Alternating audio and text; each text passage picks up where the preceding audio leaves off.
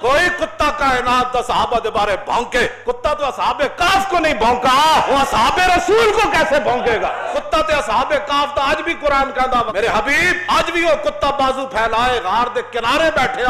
اس واسطے کہ اندر اصحاب کاف لیٹے ہو، جڑا اصحاب کاف دی عزت واسطے کتا غار دے دہانے بہ جائے اللہ ادا بھی ذکر کرے تو جڑے اصحاب رسول میرے حبیب یہ اصحاب کاف اور جنگل والے یہ تو اللہ کی نشانیوں میں سے عجیب نشانیاں ہے۔ ایتھے میں گل کرن لگا صحابہ دے بارے جڑا کوئی بھونکدا ہے کائنات وچ، جڑے ایمان اپنا بچان واسطے غاراں وچ جا چھپے او تے اللہ دیاں نشانیاں تے جڑے بدر احد وچ گردناں کٹاندے رہے ہو تسی کی سمجھدے ہو صدیاں بعد انہاں دا والی وارث کوئی نہیں؟ جڑے غاراں چھپے او اللہ دیاں آیات وچ جڑے 70 زخم کھا کے تے بازو شل کرا کے تے سر جو خون بہ رہے ہوئے طلحہ بن عبید اللہ دا تے حضور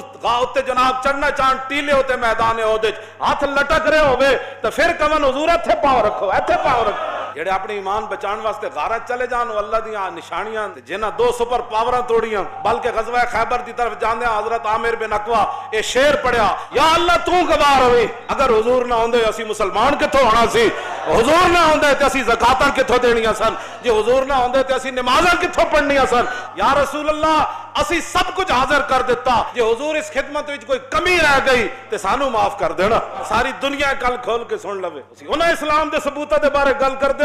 ساڈے کول تے لفظ ہی کوئی نہیں جڑا اسی تانوں کہیے۔ اپنی مسجد دیاں صفاں کوئی نہیں بچا سکا، 6-6 لاکھ تے 50-50 لاکھ مریداں والے اندر وڑ کے بہ گئے۔ میں انہاں دیاں گلاں کرنا جنہاں دے سینے تیر لگیا، تیر کھانے تک درکنار حکومت کے خلاف چوں بھی نہ کر سکے، ممتاز پھٹے لگیا چوں نہیں کی تھی، ختم نبوت تے حملے چوں نہیں کی تھی، مڑ کے پھر انہاں دیاں گوداں وچ جا بیٹھے۔ میں جس اسلام دیاں گلاں کرنا صحابی نو تیر لگیا خون دا فوارہ اوتھے گیا تے فرمایا اللہ دی قسم ہے میں تو بازی جت گیا۔